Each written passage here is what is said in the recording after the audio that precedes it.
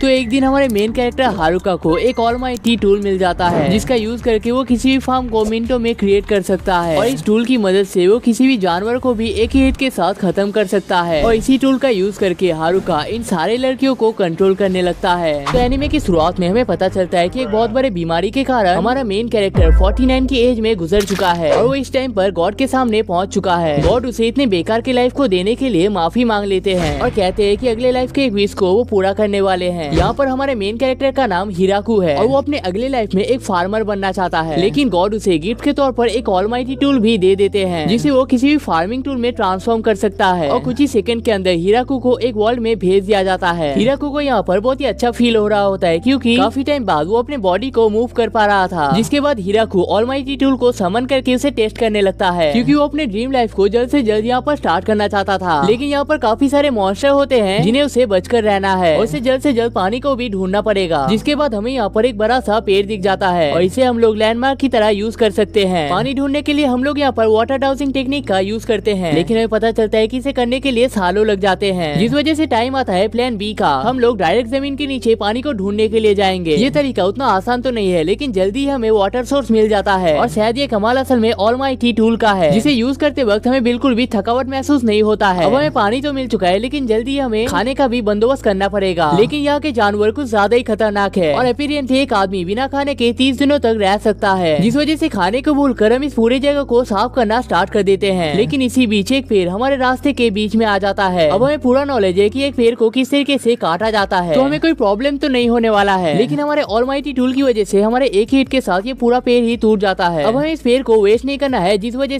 से जल्द हम इन्हें प्लैंक्स में बदल लेते हैं और बाद में हम इन्हें घर बनाने के लिए यूज कर सकते हैं। लेकिन हमारे पता चलने से पहले ही यहाँ पर रात हो जाती है। हमारे पास मैग्नीफाइंग ग्लास होता है, लेकिन सूरज ऑलरेडी डूब चुका है। लेकिन हम लोग रात के टाइम को भी वेस्ट नहीं कर सकते हैं, इसलिए हम लोग यहाँ पर कुछ घर के सामानों को बनाने लगते हैं। और हमने जितना सोचा था ये जगह उतना भी डार्क नहीं है, क्योंकि इस वॉल में दो मून्स है। अगले दिन हमारा मेन काम आसपास की जगह को साफ करना होता है, लेकिन उससे पहले हम लोग यहाँ पर आग लगा लेते हैं ताकि आज का रात हमें अंधेरे में बिताना ना पड़े। लेकिन तभी हमारे ऊपर एक मॉन्स्टर अटैक कर देता है और कोई रास्ता ना होने की वजह से हम उस मॉन्स्टर को एक ही हिट के साथ खत्म कर देते हैं। अब इस जानवर का मीट अच्छा तो नहीं होता है, लेकिन सर्वाइवल के टाइम पर टेस्ट मैटर नहीं करता है। अब हमें इस खाने को बाहर निकालने के लिए एक टॉयलेट की भी जरूरत होती है, जिसका स्ट्रक्चर कुछ इस तरीके का होने वाला है। लेकिन इस तरीके से खुले में टॉयलेट करना हमें अच्छा नहीं लगता है, जिस वजह से थोड़ा और मेहनत करके हम इसे चारों तरफ से घेर देते हैं। हम लोग यहाँ पर जानवरों के खाने के ऊपर डिपेंडेंट नहीं रह सकते हैं, जिस वजह से हमें यहाँ पर अलग अलग वेजिटेबल्स के फार्मिंग को स्टार्ट करना पड़ेगा और इसके लिए एक खेत की जरूरत होती है। तो बिना टाइम वेस्ट किए हम लोग इस काम को स्टार्ट कर देते हैं। लेकिन तभी हमें रियलाइज होता है कि वेजिटेबल्स को प्लांट करने के लिए हमारे पास सीड्स ही नहीं है और सीड्स के बगैर हमारे गार्डनिंग का सपना ही रह जाएगा। और इसका एक और मतलब है कि हमारा पूरा दिन यहाँ पर वेस्ट हो चुका है। लेकिन अगले दिन हम देखते हैं कि यहाँ पर काफी सारे वेजिटेबल्स उगना स्टार्ट हो चुका है और ये कमाल शायद हमारे ऑलमाइटी टूल का है। लेकिन हमें इस जगह को बाहर के जानवरों से भी प्रोटेक्ट करना है, जिसके लिए हमें एक इस तरीके का स्ट्रक्चर चाहिए होगा। हमें बाहर की तरफ एक गड्ढा खोदना है और अंदर की तरफ कुछ इस तरीके से फेंसेस को लगाना है और इस तरीके से हम इस पूरी जगह को कवर कर लेते हैं। और हमें इन पौधों को भी खराब नहीं होने देना है, तो हमें इन पर डेली पानी देना पड़ेगा। हमें कुछ कार्टोग्राफी के टेक्निक्स भी आते हैं, जिन्हें यूज करके हम यहाँ पर एक घर भी बना लेते हैं। डेफिनेटली इसका डिजाइन अच्छा नहीं है, लेकिन बाद में हमारे पास एक बहुत ही आलीशान घर होने वाला है। लेकिन अगले दिन हारुका को कुछ डॉग्स दिख जाते हैं, जिन्हें शायद हमारे मदद का जरूरत था। हम उन्हें अपने घर में एंटर करने का मौका देते हैं और थोड़ी देर पहले हमने एक बोरान को भी मारा था और इन डॉग्स को बोरान का मीट बहुत ही पसंद आता है। उनमें से एक फीमेल डॉग भी होती है जो कि बहुत ही मोटी लग रही होती है, जिसका मतलब आपको पता चल गया होगा। लेकिन अचानक से उस फीमेल डॉग को यहाँ पर पेन होने लगता है। हमें इनके बारे में ज्यादा कुछ पता नहीं है, जिस वजह से हम इन्हें अपने घर में रख देते हैं। लेकिन उन्हें प्राइवेसी देने के लिए हम अपने पुराने घर में रहने के लिए पहुँच जाते हैं और उनके घर के बाहर हमने कैंप फायर को भी जला दिया है ताकि उन्हें प्रॉब्लम ना हो सके। अगले दिन हमें पता चलता है कि हमारे फैमिली में 4 और नए मेंबर जुड़ चुके हैं और अगर आपको भी हमारे फैमिली का हिस्सा बनना है तो नीचे सब्सक्राइब के बटन को दबा देना है। अब ये पपेट्स बहुत ही क्यूट होते हैं, जिस वजह से मैंने अपने लिए एक नए घर को बना लिया है, क्योंकि मैं अपने पुराने घर को अब और यूज नहीं कर सकता। हमें इससे पहले पता नहीं था कि डॉग वेजिटेबल्स भी खाते हैं, लेकिन इनकी वजह से हमें फार्मिंग करने का एक और रीजन मिल जाता है। ये डॉग्स हमारे खेत को प्रोटेक्ट भी करते हैं, जिस वजह से हमें फार्मिंग करने में और भी आसानी होती है। जिसके बाद हम इस लड़के का नाम कुरो और इस लड़की का नाम यूकी रख देते हैं। अब हमें यहाँ पर एक लड़की को दिखाया जाता है जो कि फॉरेस्ट ऑफ डेथ में जाने वाली है, लेकिन वो फॉरेस्ट आम आदमियों के लिए बहुत ही खतरनाक है। लेकिन ये वही फॉरेस्ट होता है जहाँ पर हारुका इस टाइम पे रह रहा है। अब हमें यहाँ पर गॉड को दिखाया जाता है और वो अपने गलती के लिए यहाँ पर माफी मांग रहा होता है, क्योंकि उन्होंने गलती से हिराकू को फॉरेस्ट फॉरेस्ट ऑफ डेथ में भेज दिया है, जहाँ पर काफी सारे खतरनाक मॉन्स्टर्स रहते हैं। लेकिन दूसरी तरफ हारुका ने यहाँ पर गॉड्स के स्टैचू को बनाया है, गॉड्स को शुक्रिया अदा करने के लिए। हम देखते हैं कि यहाँ पर काफी सारे अलग अलग वेजिटेबल्स उग चुके हैं, लेकिन ये वही वेजिटेबल्स होते हैं जिन्हें हमने फार्मिंग करते वक्त सोचा था, जिसका मतलब है कि हम लोग जिस भी वेजिटेबल के बारे में सोचने लगते हैं वही यहाँ पर उगने लगता है। जिसके बाद हम लोग यहाँ पर बीन्स के बारे में सोचते हुए फार्मिंग स्टार्ट कर देते हैं और यहाँ पर बीन्स का पेड़ ही उगने लगता है। लेकिन ऑलमाइटी टूल्स की वजह से ये पौधे 10 गुना ज्यादा तेजी से उगने लगते हैं, जिसके बाद हम लोग बाहर कुछ अलग पेड़ों को लगाने का कोशिश करते हैं, लेकिन इन पौधों को बड़ा होने में सालों लग जाते हैं, जिस वजह से हमें यहाँ पर नॉर्मल खाना ही खाना पड़ता है। लेकिन अगर हमारे पास सॉल्ट होता तो ये खाना और भी बेटर हो सकता था। तभी हम देखते हैं कि हमारे पास जो डॉग है उनके सिर पर हॉर्न भी उगने लगते हैं और इन डॉग्स को हमारे साथ खेलने में बहुत ही मजा आता है और इन डॉग्स की वजह से ही मुझे घर से बहुत दूर जाने का मौका मिलता है। जिसके बाद फाइनली हमें एक रिवर मिल जाता है। ये जगह घर से बहुत ही दूर है, जिस वजह से हम लोग यहाँ पर एक टॉयलेट भी बना देते हैं, लेकिन अभी भी इस पानी को हमारे घर तक ले जाने के लिए एक बहुत बड़ा टनल बनाना पड़ेगा। लेकिन उससे पहले यहाँ पर सर्दियाँ स्टार्ट हो जाती है, जिसका मतलब है कि हमें सर्दियों के लिए खाने को जल्द से जल्द स्टोर करना पड़ेगा। सर्दियों के लिए हमने यहाँ पर रैबिट के स्किन को पहनकर देखा है, लेकिन इसका स्मेल बहुत ही बेकार होता है। जिसके बाद कुरो यहाँ पर अपने दोस्त को लेकर आता है, जिसे क्लोथिंग का काम बहुत ही अच्छे तरीके से आता है। जिसके बाद हम इसका नाम ज़ाबूटान रख देते हैं और कुछ पोटैटोस के बदले में ये हमें काफी सारे कपड़ों को बना कर देता है, जो विंटर में हमारे बहुत ही काम में आने वाला है। लेकिन इसके अलावा भी और भी कई सारे सामान होते हैं जो कि हमारे डेकोरेशन में बहुत ही काम में आने वाला है। लेकिन अब हारुका को यहाँ पर बहुत ही लोनली फील होने लगता है और सोचता है कि काश उसके पास एक पार्टनर होता सर्दियों को बिताने के लिए। अब सर्दियों के बीत जाने के बाद हमें पता चलता है कि ज़ाबूटान के काफी सारे बच्चे हो चुके हैं और सारे डॉग्स भी बहुत ही बड़े हो चुके हैं। जिसके बाद वो सारे डॉग्स इस घर को छोड़कर जाने लगते हैं और हारुका को लगता है कि बस नहीं आने वाले हैं। लेकिन थोड़ी दिनों बाद ये सारे डॉग्स अपने पार्टनर्स के साथ यहाँ पर पहुँच जाते हैं और देख के ऐसा लगता है कि एक डॉग ने तो बीच में फाइट भी किया था। लेकिन तभी ज़ाबूटान अलार्म को बजाने लगता है, जिसका मतलब है कि उनके पास कोई खतरा आ चुका है। लेकिन यहाँ पर जाने के बाद हमें पता चलता है कि ये असल में एक लड़की है। अब हिराकू उसकी मदद करने के लिए जाता है, लेकिन तभी वो लड़की अपने असली फॉर्म में पहुँच जाती है और हिराकू को यहाँ पर काट लेती है। लेकिन तभी हमारे सारे डॉग्स उस लड़की को काटने लगते हैं। अब वो लड़की बताती है कि वो असल में एक वैम्पायर है और वो इस जंगल में अपना रास्ता खो चुकी है। उसे अपने आप को हील करने के लिए हारुका के ब्लड का जरूरत था, इसलिए उसने उसे काटा था। जिसके बाद हिराकू उसे अपने ब्लड को खाने के लिए देता है और इसे खाने के बाद वो लड़की अपने असली फॉर्म में पहुंच जाती है। जिसके बाद वो दोनों इस फार्म में घूमने लगते हैं और उस लड़की को हमारे फार्म के वेजिटेबल्स बहुत ही पसंद आते हैं। अब हिराकू को भी यहाँ पर बहुत ही अच्छा फील हो रहा होता है, क्योंकि इतने टाइम बाद उसे फाइनली किसी के साथ बात करने का मौका मिल रहा है। अब रात हो जाती है और हमें पता चलता है कि इस लड़की का नाम लूसी है। लेकिन इस एक्सप्लेनेशन के दौरान मैं इसे सिर्फ लूसी कहूंगा। तभी लूसी हारुका से पूछता है कि क्या वो अपने रिसर्च को कंटिन्यू करने के लिए यहाँ पर थोड़े दिनों तक रह सकता है, क्योंकि यहाँ पर कई सारे ऐसे पौधे होते हैं जिन्हें उसने अपनी लाइफ में पहले कभी भी नहीं देखा था। लेकिन हारुका उसे एक अलग प्रपोजल देता है और वो लूसी को हमेशा के लिए यहाँ पर उसके साथ रहने के लिए रिक्वेस्ट करता है। लेकिन ये प्रपोजल इतना सडन होता है कि वो लड़की यहाँ पर घबरा जाती है। तभी हारुका बताता है कि उसे उसके वैम्पायर होने से कोई भी प्रॉब्लम नहीं है, उसे बस यहाँ पर रहने के लिए एक पार्टनर की जरूरत है। तभी हारुका समझ आता है कि लूसी ने उसके बातों का गलत मतलब निकाल लिया है। लेकिन हारुका इस मौके को हाथ से नहीं जाने देता है और लूसी को अपना पार्टनर बना लेता है। अब अगले दिन लूसी बहुत ही छोटी हो जाती है और बताती है कि पिछले रात के काम की वजह से उसका बहुत ही स्टेमिना जा चुका है। तभी हारुका उसे बताता है कि वो उसके गांव का सबसे पहला मेंबर है। तभी लूसी कहती है कि क्या ये एक विलेज है। हारुका कहता है कि ये अभी उतना बड़ा नहीं हुआ है, लेकिन फ्यूचर में वो उसे एक विलेज बनाना चाहता है। अब लूसी के यहाँ पर होने की वजह से हारुका को बहुत ही फायदा होता है, जैसे कि लूसी यहाँ पर काफी सारे हर्ब्स को प्लांट करती है, जिससे एक तरीके का चाय बनता है। और लूसी के साथ खाना खाते वक्त उसे पता चलता है कि गड्ढा खोदते वक्त एक लेयर होता है और इसी लेयर को पिघलाकर सॉल्ट बनाया जाता है। लेकिन ये चीज हमें पहले से पता नहीं होता है और लूसी अपने पावर्स का यूज करके घर को उजाला भी कर सकती है। अब लूसी और हारुका यहाँ पर रेस्ट कर रहे होते हैं, लेकिन तभी ज़ाबूटान बेल को बजाने लगता है और हारुका को यहाँ पर डेजावू होने लगता है। और हमें इस बार भी पता चलता है कि यहाँ पर एक लड़की फंस चुकी है, जिसे देखने के बाद लूसी यहाँ पर से भागने लगती है। फिर वो लड़की अपने पावर्स का यूज करके अपने आप को क्लीन कर लेती है और लूसी को देखकर उसे डांटने लगती है, जिस वजह से सारे डॉग्स फिर से उसके ऊपर अटैक कर देते हैं। और वो सब लोग हारुका के घर में पहुंच जाते हैं और इस लड़की का नाम टिया है और वो असल में एक एंजल है जो कि नॉर्मल लोगों से ज्यादा पावरफुल होते हैं। और वो यहाँ पर लूसी को ढूंढने के लिए आई है, क्योंकि उसने एक राजा के महल को तबाह कर दिया है और इस टाइम पर लूसी के ऊपर लाखों रुपए का बाउंटी लगा हुआ है। लेकिन लूसी कहती है कि वो यहाँ पर बहुत ही बदल चुकी है और ये जो लड़का बैठा हुआ है ये असल में उसका हस्बैंड है, जिसे बोलते वक्त लूसी यहाँ पर बहुत ही शर्माने लगती है और टिया को अपने साथ रहने के लिए कहती है। लेकिन टिया कहती है कि यहाँ के डॉग्स बहुत ही खतरनाक है और वो उनके साथ तो नहीं रह सकती है। और लूसी भी इस चीज से एग्री कर लेती है, क्योंकि उसके साथ भी पास्ट में ऐसा ही कुछ हुआ था। अब लूसी टिया को सारे प्लांट्स को दिखाने लगती है, जो कि बहुत ही सुंदर होते हैं। लेकिन ज़ाबूटान को देखने के बाद टिया यहाँ पर बेहोश हो जाती है, जिसके बाद हारुका उन्हें वेजिटेबल्स को काटना सिखाता है और गोभी पर थोड़ा सा सॉल्ट मिलाकर उन्हें खाने के लिए देता है। उन्हें पता नहीं था कि ग्रीन वेजिटेबल्स इतने स्वादिष्ट होते हैं। जिसके बाद रात में लूसी टिया को यहाँ पर रहने के लिए मना लेती है। जिसके बाद वो तीनों मिलकर यहाँ पर अपने टाइम्स को स्पेंड करने लगते हैं। लेकिन एक दिन टिया कहती है कि उसे यहाँ के स्ट्रॉबेरीज बहुत ही पसंद आ चुके हैं और वो इससे भी ज्यादा स्ट्रॉबेरीज उगाना चाहता है। लेकिन हारुका बताते हैं कि इससे ज्यादा स्ट्रॉबेरीज को हार्वेस्ट करने के लिए उन्हें और भी लोगों की जरूरत है। तभी हारुका नोटिस करता है कि उनके डॉग्स की क्वांटिटी पहले से बहुत ज्यादा बढ़ चुकी है और उन्हें रखने के लिए उन्हें एक नए जगह की जरूरत है। जिसके बाद हारुका उन्हें एक नया जगह बनाकर देता है। तभी हम देखते हैं कि ज़ाबूटान के और भी नए बच्चे हो चुके हैं और पुराने बच्चे इस जगह को छोड़कर जाने लगते हैं। और टिया भी कहती है कि उसे कुछ अर्जेंट काम आ चुका है, इसलिए उसे इस जगह को छोड़कर जाना पड़ेगा। लेकिन थोड़े दिनों बाद ही वो अपने साथ कई सारी लड़कियों को लेकर यहाँ पर वापस आ जाती है और ये सारी लड़कियाँ हारुका के विलेज में रहना चाहती है। और इन लड़कियों का असल में एक डार्क पास्ट भी है। ये लोग असल में जिस गाँव में रहा करते थे वो गाँव इस टाइम पर तबाह हो चुका है। अब हारुका कहता है कि उनके यहाँ पर रहने से उसे कोई भी प्रॉब्लम नहीं है, लेकिन उनके रहने के लिए हमें एक नया घर बनाना पड़ेगा। लेकिन तभी लूसी उन्हें हमारे डॉग से मिला देती है, जिन्हें देखने के बाद वो सब लोग बेहोश हो जाते हैं। और ज़ाबूटान को देखने के बाद भी उन लोगों का हालत सेम ही होता है। और हाँ, ये सब लोग असल में एल्फ्स है जो कि जंगलों में रहा करते हैं। अब सब लोग मिलकर घर बनाना स्टार्ट कर देते हैं और हारुका को यहाँ पर ज्यादा काम करना नहीं पड़ता है, क्योंकि ये लड़कियाँ कार्टोग्राफी के काम में बहुत ही माहिर होती है और बहुत ही जल्दी ये लोग अपने घर को बना लेते हैं। और इस घर का स्ट्रक्चर कुछ इस तरीके का है जिसे देखकर हारुका जलने लगता है और कहता है कि वो बाद में इससे भी ज्यादा अच्छा घर बनाने वाला है। अब इनका काम तो बहुत ही अच्छा होता है, लेकिन हमें पता चलता है कि इन्हें गार्लिक्स खाना बहुत ही पसंद है। अब हारुका एक एल्फ से कहता है कि मैंने जैसा सोचा था तुम लोग वैसे बिल्कुल भी नहीं हो। मुझे लगता था कि एल्फ्स को जंगलों में रहना और बेरीज खाना बहुत ही पसंद होता है और रात होने के बाद वो लोग सो जाते हैं, लेकिन तुम लोग तो ऐसा बिल्कुल भी नहीं हो। लेकिन एल्फ कहती है कि ऐसा तो कुछ भी नहीं है और कहती है कि यहाँ पर रहने के बदले में वो लोग यहाँ के माइनिंग और ब्लैक स्मिथिंग का काम करने वाले हैं। और हम देखते हैं कि उन्हें ब्लैक स्मिथिंग का काम भी बहुत ही अच्छे तरीके से आता है और ये चीज हमारे लिए बहुत ही फायदेमंद भी है। अगले दिन एल्फ बताते हैं कि उनके पास बहुत ही हाई क्वालिटी का ईस्ट है जिसका यूज करके वो लोग ब्रेड्स को बना सकते हैं। हारुका को इस चीज से कोई भी प्रॉब्लम नहीं होता है और ये ब्रेड्स खाने में भी बहुत ही अच्छे होते हैं और बाकी लोगों को भी ये चीज बहुत ही पसंद आता है। हारुका यहाँ पर कुछ सोच रहा होता है और लूसी से कहता है कि वो लोग इस टाइम पे जिस जगह पे रह रहे हैं क्या इस जगह का कोई और मालिक है। लूसी बताती है कि इस जगह का मालिक एक डीमन लॉर्ड है, जिसे सुनने के बाद हारुका बहुत ही शॉक हो जाता है। लेकिन लूसी कहती है कि अगर इस जगह को तुमने अकेले ही साफ किया है तो इस जगह के मालिक अब तुम बन चुके हो। अब यहाँ पर रात हो जाती है और वो सारी लड़कियां मिलकर यहाँ पर बात करने लगते हैं कि हारुका बहुत ही अजीब है, क्योंकि उसे इस वर्ल्ड के बारे में ज्यादा कुछ पता ही नहीं है और ये जगह भी कितना अजीब है और उन्हें पता नहीं था कि जंगलों के बीच में भी इस तरीके से फार्मिंग किया जा सकता है। लेकिन वो सब लोग खुश होते हैं कि फाइनली उन्हें रहने के लिए एक अच्छा जगह तो मिल रहा है और यहाँ का मालिक भी बहुत ही अच्छा है। अब आप लोगों को याद होगा कि बहुत टाइम पहले ही हमने पानी को ढूंढ लिया था और उसे हमारे घर तक लाने का डिसीजन भी ले लिया था। तो क्योंकि अब हमारे पास वर्कर्स भी आ चुके हैं तो हम लोग इस काम को अब स्टार्ट कर सकते हैं। हमने एक गड्ढे को बना दिया है जहाँ पर हमारा पानी आके स्टोर होने वाला है और अब हमें इसके पाथ को भी बनाना पड़ेगा। इस काम के लिए स्टोन सबसे बेस्ट ऑप्शन होता है, लेकिन हमारे पास उतना स्टोन नहीं है। अब इस बड़े से गड्ढे को खोदने की वजह से यहाँ पर ढेर सारा डर्ट कलेक्ट हो चुका है, तो हम लोग इसे पाथ को बनाने के लिए यूज कर सकते हैं। हम लोग डर्ट की जगह वुड को भी यूज कर सकते थे, लेकिन उसके लीक होने के चांसेस बहुत ही ज्यादा होते हैं। अब हम सब लोग मिलकर इस पाथ को बनाना स्टार्ट कर देते हैं और हमारे इस काम में एल्फ ने हमारी बहुत ज्यादा मदद भी की है और उनकी मदद की वजह से हमने जितना सोचा था ये काम उससे भी ज्यादा तेजी से हो जाता है। अब इस काम के दौरान एक फिश हमारे ऊपर अटैक कर देता है, जिस वजह से अगले ही पल वो हमारा खाना बन जाता है। अब इस खाने को देखकर एल्फ थोड़े से घबरा रहे होते हैं और लूसी और टिया ने इस खाने को पहले कभी भी नहीं खाया था, लेकिन मुझे खाता देख वो लोग भी इस चीज को एक बार ट्राई करते हैं और सबको ये खाना बहुत ही ज्यादा टेस्टी लगता है। अब अगले दिन जब हम लोग यहाँ पर काम कर रहे होते हैं तभी ज़ाबूटान अपने साथ एक बी को लेकर आता है। एक्चुअली में ये क्वीन बी है और बाकी बी इससे बहुत ही छोटे होते हैं, जिसके बाद हम इन बीज के लिए भी यहाँ पर एक घर को बना देते हैं। इसी काम के दौरान टिया हमारे साथ मुलाकात करने के लिए आती है, लेकिन इन बीज को देखकर वो तेजी से भाग जाती है। लेकिन हम इस बीज की मदद से बाद में हनी को भी कलेक्ट कर सकते हैं। अब हमारे पास वाटर सोर्स तो आ चुका है, जिसका मतलब है कि हम फाइनली वीट की खेती कर सकते हैं, लेकिन इसके लिए थोड़ा सा अलग टाइप का फार्म का जरूरत होता है, जिस वजह से हम जल्द से जल्द इस काम को स्टार्ट कर लेते हैं। जिसके बाद हम इस पूरे खेत को पानी से भर देते हैं और वीट के लिए ये बहुत ही इम्पोर्टेंट होता है। अब इसके अगले पार्ट के लिए हमें एल्फ की भी हेल्प की जरूरत है। पहले तो ये एल्फ थोड़े से नखरे कर रहे होते हैं, लेकिन जल्द ही इन्हें भी इस काम को करने में बहुत ही मजा आने लगता है और ज़ाबूटान यहाँ पर वॉचमैन का काम कर रहा होता है और हमने जितना सोचा था ये फार्म उससे भी कई गुना ज्यादा सुंदर होता है। अब बारी आती है इन सारी चीजों को हार्वेस्ट करने का और एल्फ ये काम बहुत ही तेजी के साथ कर देते हैं। अब हारुका यहाँ पर सोचने लगता है कि वो इन सारी चीजों को हमेशा टीवी में ही देखा करता था और हमेशा उसे ऐसे ही कामों को करने का मन करता था, लेकिन आज फाइनली उसे इन सारे कामों को करने का मौका मिल रहा है। अब हमें यहाँ पर पर थोड़ा सा स्पीड रन करना पड़ेगा। जल्दी हम इसे हार्वेस्ट कर देते हैं और अच्छे से पीसने लगते हैं और पेसल की मदद से इन्हें क्लीन करने के बाद फाइनली हमारा राइस यहाँ पर तैयार हो चुका है। अब फाइनली टाइम आता है इन्हें कुक करने का, जिसके बाद हम इसका मजा ले सकते हैं। लूसी यहाँ पर आग जलाने में हमारी मदद करती है और सारे एल्फ मिलकर सोच रहे होते हैं कि पता नहीं आज उन्हें कौन सा स्पेशल खाना खाने को मिलने वाला है। अब हमारा राइस तो तैयार हो चुका है, लेकिन इनका राइस बॉल बनाने के बाद इनका मजा 2 गुना हो जाएगा। लेकिन लूसी और टिया सोच रहे होते हैं कि इतना मेहनत करने के बाद क्या ये खाना वर्थ इट हो पाएगा। अब एल्फ को ये खाना बहुत ही पसंद आता है। तभी लूसी देखती है कि हारुका ने इसके अंदर फिश को भी डाला हुआ है, जिस वजह से इसका टेस्ट और भी अच्छा लग रहा है। अपने आप को साफ करने के लिए पानी का यूज नहीं करते हैं। अगले दिन खेती बाड़ी करने के बाद हमें पता चलता है कि वो लोग मैजिक टेक्निक का यूज करके अपने आप को साफ कर लेते हैं, लेकिन हिरुका मैजिक का यूज नहीं कर सकता है, जिस वजह से वो यहाँ पर बहुत ही जलने लगता है और डिसाइड करता है कि वो यहाँ पर एक बाथ को बनाएगा। अब इसका स्ट्रक्चर कुछ इस तरीके का होने वाला है। यहाँ पर पानी गर्म होने वाला है और इस टब में पानी को होल्ड किया जाएगा और यहाँ पर हम अपने शरीर को साफ कर सकते हैं। अब हम लोग पुराने पाइपलाइन का यूज करके यहाँ पर भी पानी ला सकते हैं और इस चिमनी को हमने मड और हैमर की मदद से बनाया है। हमने यहाँ पर कुछ टूल्स को भी सजा कर रखा है ताकि इससे थोड़ा रियलिस्टिक फीलिंग आ सके। और हमारा फेवरेट पार्ट जहाँ पर हम सब लोग मिलकर नहाने वाले हैं और इससे हिराकू बिना मैजिक टेक्निक का यूज किए भी अपने आप को साफ कर पाएगा। लेकिन प्रॉब्लम ये आता है कि अगर पानी को डायरेक्टली नदी में फेंक दिया जाएगा तो वो नदी गंदा हो जाएगा, जिस वजह से हम लोग यहाँ पर स्लाइम्स का यूज करने लगते हैं और ये स्लाइम किसी भी गंदे चीज को आसानी से खा लेते हैं। इन स्लाइम्स को यहाँ पर टिया ने लाया है, लेकिन हारुका को पहले लगता था कि ये स्लाइम्स बहुत ही खतरनाक है और ये सारे स्लाइम्स एक टाइम पर इंसानों के ऊपर राज करने वाले हैं, लेकिन ऐसा कुछ भी नहीं है। अब रात हो जाती है और हिरुका सबको समझा रहा होता है कि किस तरीके के बात को यूज किया जाता है, लेकिन सब लोग यहाँ पर बहुत ही कंफ्यूज लग रहे होते हैं। तभी सब लोग कहते हैं कि उन्हें यहाँ पर एक डेमो देखना है, तो वो सब लोग अच्छे से समझ जाएंगे। हीरा को एक टॉवल को पहनकर अपने आप को अच्छे तरीके से साफ कर लेता है और बात में उतरने के साथ ही वो यहाँ पर पूरी तरीके से रिलैक्स हो जाता है और सोचता है कि कितने टाइम बाद उसे बात करने का मौका मिल रहा है। लेकिन तभी सारी लड़कियां भी इस बात में आने लगते हैं और कहते हैं कि ये बात तो सच में बहुत ही अच्छा है। अब हीराकू यहाँ पर थोड़ा सा एम्बेरस हो जाता है और कहता है कि शायद मुझे अपने लिए एक अलग तरीके का बात बना लेना चाहिए था, लेकिन लड़कियां कहती है कि तुम इतना मतलबी क्यों हो, हमें हमेशा चीजों को शेयर करना चाहिए। अब अगले दिन वुड कलेक्ट करते वक्त हीराकू नोटिस करता है कि यहाँ पर काफी सारे मशरूम उग चुके हैं, लेकिन मशरूम के ऊपर सारी लड़कियों का ओपिनियन अलग अलग टाइप का होता है। कोई कहते हैं कि ये जहरीले होते हैं, कोई कहते हैं कि इन्हें खाना नहीं चाहिए और कोई कहते हैं कि ये तो बहुत ही स्वादिष्ट होते हैं। लेकिन हीराकू को पर्सनली मशरूम खाना बहुत ही पसंद होता है, जिस वजह से वो यहाँ पर और भी कई सारे मशरूम को उगने के लिए देता है। अब अगले दिन हमें पता चलता है कि हमारे पास और भी काफी सारे एल्फ्स रहने के लिए आ चुके हैं। वो एल्फ्स कहते हैं कि उनके पास रहने के लिए कोई भी जगह नहीं है और आज से करीब 200 साल पहले एक अटैक हुआ था, जिसके बाद से वो सब लोग ऐसे ही जंगल में घूम रहे हैं। अब हारुका उन्हें रहने का परमिशन तो दे देता है, लेकिन उन्हें रहने के लिए एक और नए घर की जरूरत है। लेकिन अब हमें यहाँ पर कुरो के पर्सपेक्टिव को दिखाया जाता है। कुरो कहता है कि पहले वो बहुत ही ज्यादा स्ट्रॉन्ग हुआ करता था और जंगल में ऐसा कोई भी जानवर नहीं था जो उसे हरा सके। लेकिन एक दिन उसकी मुलाकात यूकी से होती है और यूकी बहुत ही आसानी के साथ उसे हरा देती है, जिसके बाद वो दोनों ही अपने सफर को एक साथ स्टार्ट करते हैं। जंगल में काफी सारे जानवरों के पास अपने खुद के बच्चे भी होते हैं, तो वो दोनों सोचते हैं कि उनके पास भी बच्चे होने जरूरी है। लेकिन एक दिन उनकी मुलाकात ग्रैपलर बेयर से होती है और उनके एक अटैक के साथ ही उन दोनों के सिर के सींग टूट जाते हैं। अब इस अटैक के बाद वो दोनों ही बहुत ही कमजोर हो जाते हैं, जिस वजह से वो दोनों शिकार भी नहीं कर पाते हैं। उन्होंने इससे पहले लोगों को बहुत ही बुरी हालत में ही देखा था, लेकिन वो लोग इस चीज को देखकर शॉक हो जाते हैं कि जंगलों के बीचे बीच भी कोई आदमी रहता है। लेकिन इस टाइम पर उनकी हालत इतनी बुरी हो चुकी है कि ये आदमी भी उन्हें हरा सकता है। लेकिन हारुका उन्हें अपने घर में आने का मौका देता है और उन्हें बोरान का मीट भी खाने के लिए देता है। लेकिन वो दोनों इस चीज को देखकर शॉक होते हैं, क्योंकि इस जैसा कमजोर लड़का एक बोरान को कैसे हरा सकता है, जबकि उनके पास भी बोरान के साथ पंगा लेने का हिम्मत नहीं है। अब धीरे धीरे उनके बच्चे भी बड़े होने लगते हैं और हारुका उन सब का नामकरण भी कर देता है। हारुका का खाना बहुत ही लाजवाब होता है, जिसके बाद कुरो उसे ही अपना मास्टर बना लेता है। तभी कुरो कहता है कि शायद मेरे मास्टर को पता भी नहीं है कि मुझे इन्फर्नो वुल्फ कहा जाता है और हम लोग इस जंगल के सबसे खतरनाक जानवरों में से एक है। हमारी टीम में जाबुटान और बाद में काफी सारी लड़कियां भी ज्वाइन कर लेते हैं। लेकिन अच्छी बात यह है कि मास्टर आज भी मुझे उतना ही प्यार करते हैं जितना पहले किया करते थे। सब लोग एक साथ रहने के लिए एक बड़े घर को बनाने वाले हैं, जिस वजह से हम लोग यहाँ पर घर बनाने के काम को स्टार्ट कर देते हैं। हम लोग यहाँ पर एक बड़े से गड्ढे को खोदने लगते हैं, जहाँ पर हमारा स्टोर रूम होने वाला है। लेकिन एल्फ कहती है कि इतने में हमारा काम नहीं हो पाएगा, तुम्हें इस गड्ढे को और भी बड़ा बनाना है। लेकिन आखिरी में ये घर बहुत ही बड़ा और आलीशान होता है, जिसके बाद लूसी कहती है कि इस घर को मैंने और टिया ने मिलकर डिजाइन किया है, तो इसे आलीशान तो होना ही था। अब इस घर में घुसने के साथ ही वो सब लोग मेन हॉल में पहुंच जाते हैं और इसके साइड में डाइनिंग रूम को बनाया गया है, जहाँ पर सब लोग एक साथ मिलकर बैठकर खाना खा सकते हैं। और इसके ऑपोजिट में ही हारुका के रूम को बनाया गया है, और एक ऐसा रूम जहाँ पर दो लोग अपने स्पेशल काम को कर सकते हैं। और इस रूम को देखकर लूसी कहती है कि फाइनली अब उसे वो काम करने को मिलेगा जो वो हमेशा से करना चाहती है। दूसरी तरफ हमारा बेसमेंट भी रेडी हो चुका है, जहाँ पर हम कई सारी चीजों को रख सकते हैं। और हमने घर के सामने कुरो और यूकी के स्टैचू को भी लगा दिया है, क्योंकि वो हमारे गाँव के सबसे पहले मेंबर हैं। अगले दिन लूसी कहती है कि आज उन्हें कुछ स्पेशल खाने का मन कर रहा है, जिसके बाद हारुका कहता है कि आज वो करी नाम के एक स्पेशल डिश को बनाने वाला है। लेकिन हारुका यहाँ पर थोड़ा सा घबरा रहा होता है, क्योंकि इसे बनाना बहुत ही टफ होता है। अब हम लोग गार्डन में पहुँच जाते हैं, जहाँ पर हारुका ने कई सारे अलग अलग मसालों के पेड़ों को लगाया हुआ है। ये है सिलेंट्रो, जिसका स्मेल बहुत ही अच्छा होता है, लेकिन पता नहीं मेरे डॉग को इससे बहुत ही डर लगता है। और ये है टर्मरिक, जिसे फूड के कलर को बनाने के लिए यूज किया जाता है। लेकिन इससे पहले इस मसाले को अच्छे तरीके से सुखाया जाता है, और ये काम लूसी को दिया जाता है। लेकिन लूसी के सुखाने का तरीका थोड़ा सा कैजुअल है। लेकिन इसके अलावा भी यहाँ पर काफी सारे स्पाइसेस को यूज किया जाता है, लेकिन हम लोग उसके डिटेल में नहीं जा सकते हैं। लेकिन अब बारी आती है खाना बनाने का, और इस काम में एल्स मेरी मदद करने वाली है, क्योंकि टिया और लूसी को कोई अर्जेंट काम आ चुका है। अब उनके बगैर ही हारुका अच्छे तरीके से काम तो कर रहा होता है, लेकिन उसे ऐसा लग रहा होता है कि कोई तो एक इम्पोर्टेंट चीज है जो वो भूल रहा है। तभी उसे याद आता है कि करी के चक्कर में वो तो नान बनाना ही भूल चुका है। लेकिन तभी यहाँ पर लूसी और टिया भी पहुँच जाते हैं, और वो दोनों देखते हैं कि सारे एल्फ्स और डॉग मिलकर हारुका के काम को मन लगा कर देख रहे हैं। अब हारुका यहाँ पर नान को बनाने का काम स्टार्ट कर देता है, और बहुत ही जल्दी इस काम को फिनिश भी कर देता है। अब रात में सब लोग खाना खाने के लिए पहुँच जाते हैं, और सभी को ये खाना बहुत ही पसंद आता है। और टिया तो कहती है कि मुझे ऐसा लगता है कि मुझे हारुका के हाथ के खाने का एडिक्शन लग चुका है। अब जल्दी सर्दियाँ स्टार्ट होने वाली है, जिस वजह से हमें अपना प्रिपरेशन स्टार्ट कर देना पड़ेगा। एक बॉक्स में वेजिटेबल्स को रख के उसे कपड़े से कवर करके उसे अच्छे तरीके से स्नो में ढक देना है, और इस टेक्निक से खाना बहुत टाइम तक फ्रेश रहता है। हमने यहाँ पर ढेर सारे वुड्स को भी कलेक्ट कर दिया है, ताकि आग लगाने के लिए हमें बाहर न जाना पड़े। ठंडी के टाइम पर हमारे डॉग्स भी बाहर शिकार करने के लिए नहीं जा सकते हैं, जिस वजह से हम मीट पर काफी सारे स्मोक लगाने लगते हैं। इससे ये मीट बहुत टाइम तक रह सकता है। दूसरी तरफ ज़ाबूटान सर्दियों में हाइबरनेशन के लिए चला जाता है, और इसलिए हमने उससे पहले उससे काफी सारे ब्लैंकेट्स को मंगा लिया है, और इसके बदले में हमने उसे काफी सारे पोटैटोस भी दे दिए हैं। तभी हारुका नोटिस करता है कि लूसी अपने मैजिक पावर को बहुत ही अच्छे तरीके से यूज कर सकती है। अब हारुका रात में लूसी से पूछता है कि तुम लोग मैजिक टेक्निक को किस तरीके से यूज कर सकते हो। मैंने भी इसे करने का कोशिश किया है, लेकिन मुझसे होता ही नहीं है। लूसी कहती है कि ये उनके लिए कोई भी बड़ी बात नहीं है, लेकिन हारुका कभी भी मैजिक टेक्निक को यूज नहीं कर सकता है, क्योंकि वो असल में एक इंसान है, और इंसान मैजिक टेक्निक्स को यूज नहीं कर सकते हैं। तभी हारुका कहता है कि मैं कितना बेकार हूँ, मुझे फार्मिंग और खाना बनाने के अलावा और कुछ भी नहीं आता है। लेकिन लूसी कहती है कि ऐसा तो कुछ भी नहीं है, तुम इकलौते ऐसे आदमी हो जिसने फॉरेस्ट ऑफ डेथ में रहने का हिम्मत दिखाया है। अब थोड़ी टाइम बाद ही सर्दियाँ यहाँ पर स्टार्ट हो जाती है, जिस वजह से हारुका सोचता है कि वो लोग घर में बैठकर तो बोर हो जाएंगे, इसलिए उन्हें बोर्ड गेम को ट्राई करना चाहिए। वो सब लोग रिवर सी को खेलेंगे, जहाँ पर ब्लैक और व्हाइट कलर के पीसेस होते हैं, और इस गेम में अगर दो कलर के बीच में कोई तीसरा कलर आ जाता है तो वो भी दूसरे कलर के बराबर हो जाता है, और गेम के एंड होने के वक्त जिसका कलर सबसे ज्यादा होता है वही जीत जाता है। अब टिया और लूसी एक दूसरे को इस गेम के लिए चैलेंज कर देते हैं, और थोड़े टाइम बाद ही लूसी इस गेम को हारने वाली होती है, जिसके बाद वो इस पूरे बोर्ड को ही उछाल देती है। लेकिन इसका कोई भी फायदा नहीं होता है, क्योंकि टिया अपने पावर्स का यूज करके इन सारे पीसेस को अपने असली जगह पर ला देती है। दूसरे रूम में हम देखते हैं कि डॉग्स भी यहाँ पर चेस खेल रहे होते हैं, और हारुका इस चीज को देखकर शौक होता है कि उन्हें भी इस गेम के रूल बहुत ही अच्छे तरीके से समझ में आ चुके हैं। अब बोर्ड गेम को खेलकर वो लोग बहुत ही ज्यादा बोर हो जाते हैं, जिस वजह से हारुका यहाँ पर एक मिनी बॉलिंग का सेटअप बना देता है। अब पता नहीं इस गेम में क्या ही मजा आता है, लेकिन सब लोग इस गेम को बहुत ही ज्यादा एंजॉय कर रहे होते हैं। अब इसी तरीके से एक साथ खाना खाते हुए और गेम खेलते हुए पूरी सर्दियाँ बीत जाती है, जिसके बाद फाइनली हम अपने घर से निकल पाते हैं। लेकिन हमें पता नहीं था कि इतना बड़ा सरप्राइज हमारे लिए वेट कर रहा है। हमारे गाँव के बाहर एक बहुत बड़ा ड्रैगन अटैक करने के लिए पहुँच चुका है। अब वो ड्रैगन फायरवॉल की मदद से हमारे गाँव के ऊपर अटैक करने लगते हैं, लेकिन लूसी और टिया अपने पावर का यूज करके हमें बचा लेते हैं। हारुका सोचता है कि उसने कितनी मेहनत करके इस गांव को बनाया है, और वो इस ड्रैगन को उसके गांव को तबाह नहीं करने देगा। तभी हारुका यहाँ पर एक स्फीयर को समन कर लेता है, और बिना किसी देरी के उससे उस ड्रैगन के ऊपर अटैक कर देता है। लेकिन तभी वो यहाँ पर दूसरा अटैक भी कर देता है, जो कि बहुत ही शानदार होता है, और इसी के साथ वो ड्रैगन यहाँ पर खत्म हो जाता है। जिसके बाद हारुका की टीम उस ड्रैगन को देखने के लिए पहुँच जाते हैं, और हारुका कहते हैं कि इतने बड़े जंगल होने के बावजूद ये ड्रैगन हमारे ऊपर ये अटैक करने के लिए क्यों आया है? क्या इस ड्रैगन को हमारे ऊपर किसी ने अटैक करने के लिए भेजा है? लेकिन लूसी कहती है कि ऐसा नहीं हो सकता है, क्योंकि ड्रैगन्स को कंट्रोल करना बहुत ही मुश्किल होता है। ये जरूर कोई जंगली ड्रैगन है जो रास्ता भटकने की वजह से हमारे गांव में पहुंच चुका है। तभी हारुका कहता है कि मुझे तो यहाँ पर बहुत ही भूख लग रही है, तो क्या हम लोग इस ड्रैगन को खा सकते हैं? अब हमें हमारे पड़ोसी गाँव के सीन को दिखाया जाता है, जहाँ पर एक ड्रैगन इंसान से बात कर रहा होता है, और वो इंसान कहता है कि तुम्हें ये गलती नहीं करनी चाहिए। उस उसने उस ड्रैगन को बहुत ही आसानी से हरा दिया है और अगर तुम भी जाओगे तो वो तुम्हें भी आसानी से मार देंगे। अब हमें पड़ोस के एक और गाँव को दिखाया जाता है जहाँ के जनरल का नाम बेजल है। उसके साथ यहाँ पर और भी 2 पार्टनर्स होते हैं और वो अपने पार्टनर से कहता है कि वहाँ के राजा ने हमारे ड्रैगन को एक हिट के साथ खत्म कर दिया है और वो जरूर हमारे किंगडम को भी खत्म कर देंगे। दूसरी तरफ हिराकू उस ड्रैगन के मीट को यूज करके अलग अलग टाइप के खाने को बना लिया है और सभी को ये खाना बहुत ही ज्यादा पसंद आ रहा होता है। तभी टिया कहती है कि हारुका ने जिस अटैक का यूज किया है क्या हमारे सील भी उस अटैक को रोक सकते हैं, लेकिन लूसी कहती है कि उस अटैक के सामने हमारा सील किसी काम का नहीं है। अब हिराकू ने यहाँ पर काफी सारे अलग अलग टाइप के खाने को तो ट्राई कर लिया है लेकिन अभी भी ऐसा कुछ बाकी है जो उसने ट्राई नहीं किया है, जिस वजह से वो ग्रेप्स का यूज करके यहाँ पर वाइन बनाने का डिसीजन लेता है। इस वर्ल्ड के लोगों को वाइन का मतलब बहुत ही पहले से पता होता है, जिसके बाद वो सब लोग मिलकर ढेर सारे ग्रेप्स को कलेक्ट कर लेते हैं। जिसके बाद हारुका ने यहाँ पर एक मशीन को बना दिया है और इस लड़कियों को इस मशीन के ऊपर चढ़ के बस चलना होगा। लेकिन थोड़ी देर ट्राई करने के बाद ही वो सब लोग यहाँ पर गिरने लगते हैं, जिसके बाद वो सब लोग मिलकर डिसाइड करते हैं कि वो लोग यहाँ पर गाना गाने वाले हैं और नाचने वाले हैं। और वो गाना यहाँ पर कुछ इस तरीके का होता है।